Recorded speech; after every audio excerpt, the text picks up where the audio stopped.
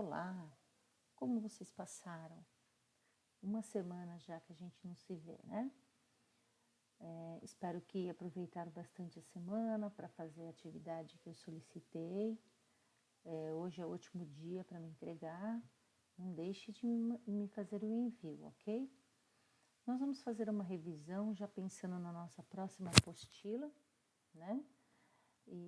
Então vamos de novo, né? Dar uma olhadinha como que a gente representa substância. Temos duas maneiras de representar a substância, usando o modelo atômico de Dalton. O que é um modelo atômico de Dalton? São as esferas, cada esfera de uma cor representa um elemento químico. Nós temos aqui uma substância formada por átomos diferentes, um vermelho e um cinza, que caracteriza uma substância composta.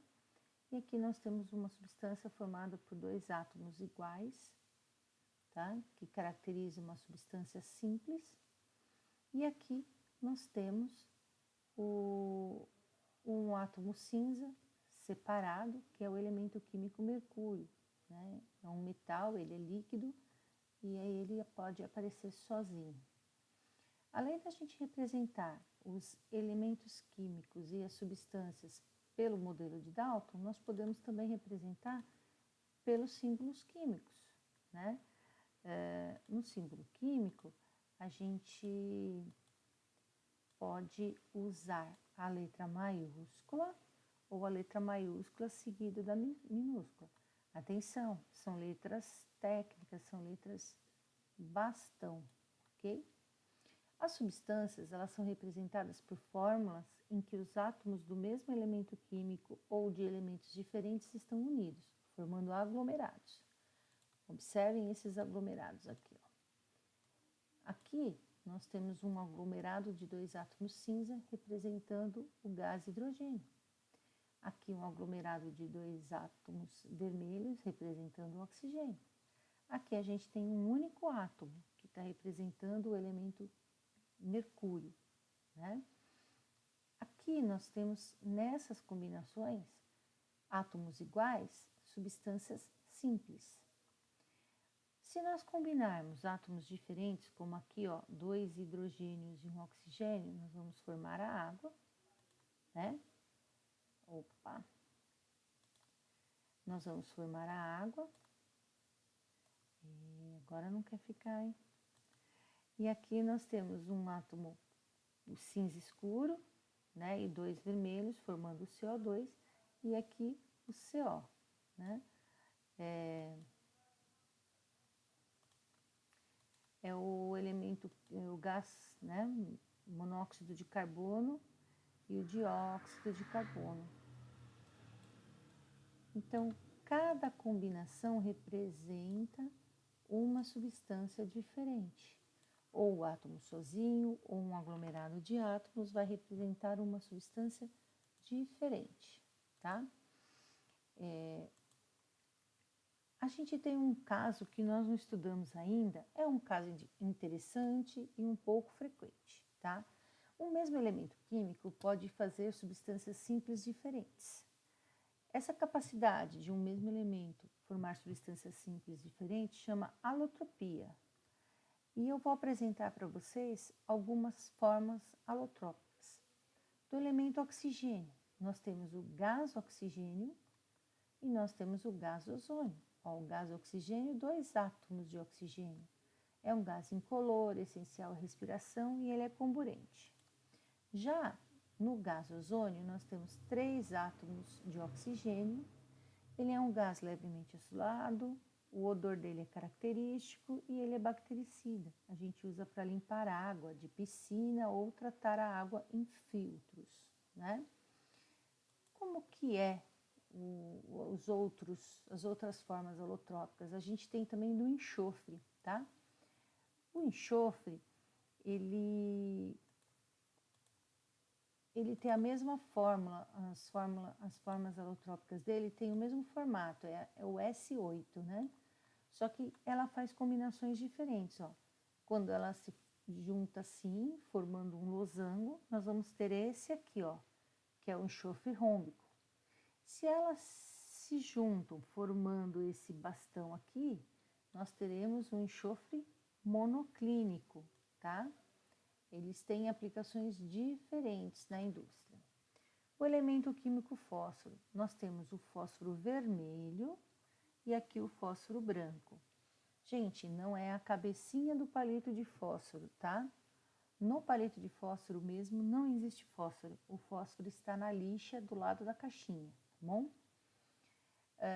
O mais utilizado é o diamante. Quer dizer, são as fórmulas alotrópicas do carbono. A mais cara é o diamante, né?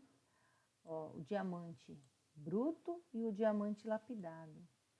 Por que que o diamante fica com essas quinas, esses cantos bonitos aqui? Porque ele tem essa estrutura aqui, ó.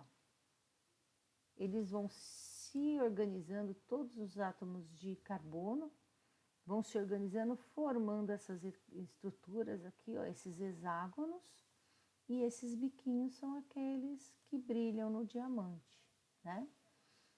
A forma mais comum, mais barata que a gente tem é essa aqui, ó, chamado grafita, mas a gente chama de grafite, né?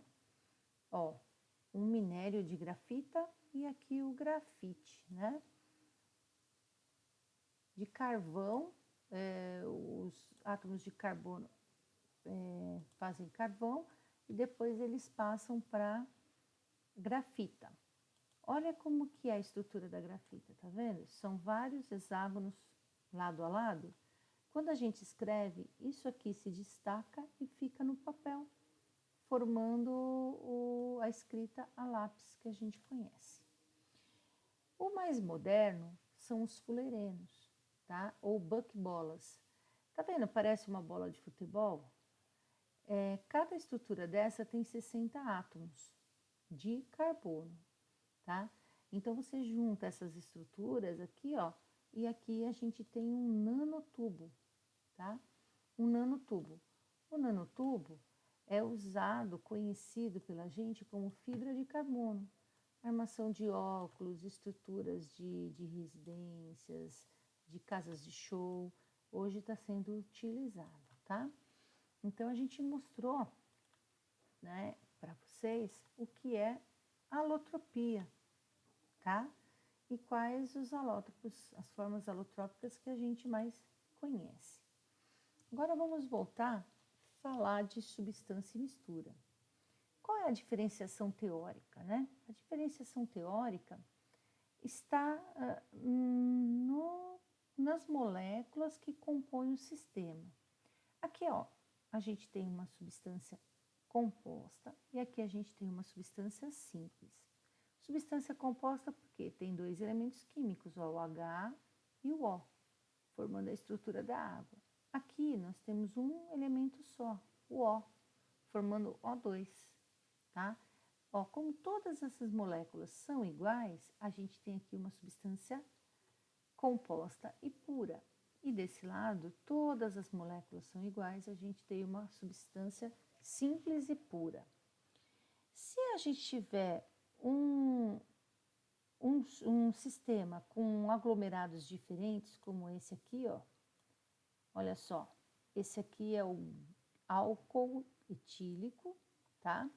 O álcool etílico, ele vem nas combinações, ó, esse aqui é 54Gl, ou seja, em 100 ml, 54 é de álcool e 46 é de água, tá?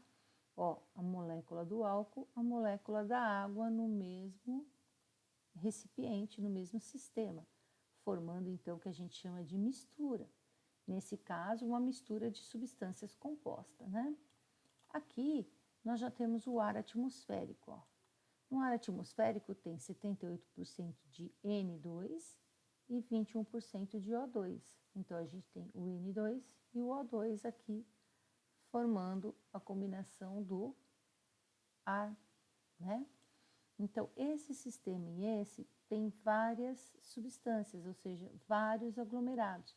Se o aglomerado mudou de tamanho, mudou de jeito, a gente tem uma mistura, tá bom? As misturas, elas podem ser homogêneas ou heterogêneas. Homogênea, quando tem um aspecto único, como esse aqui, então a gente fala único aspecto ou única face. Na heterogênea, a gente vai ter aspecto visual diferentes ou diferentes fases. Olha, areia e água, vinagre e óleo, areia e gelo. Todas essas aqui caracterizam misturas. As misturas, elas podem ser feitas de sólido-líquido, líquido-líquido, sólido-sólido, sólido-gás. A gente tem diversas maneiras de fazer uma mistura, tá? Agora, eu quero que vocês reflitam um pouquinho, tá? Já é uma reflexão para a nossa próxima apostila. Como podemos separar as misturas de sólido e sólido, por exemplo, arroz e feijão, sólido e líquido, por exemplo, água e areia, sólido e gás, o ar poluído, líquido e líquido, pode ser água e álcool, que são líquidos miscíveis, ou água e óleo, que são líquidos immiscíveis. Como será que a gente separaria qualquer uma dessas misturas aí, tá?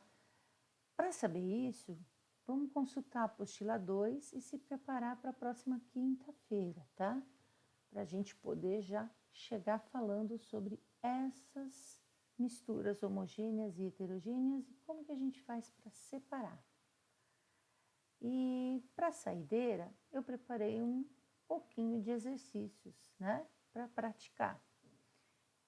No próximo vídeo, nós vamos resolver esses exercícios. Beijo, até mais.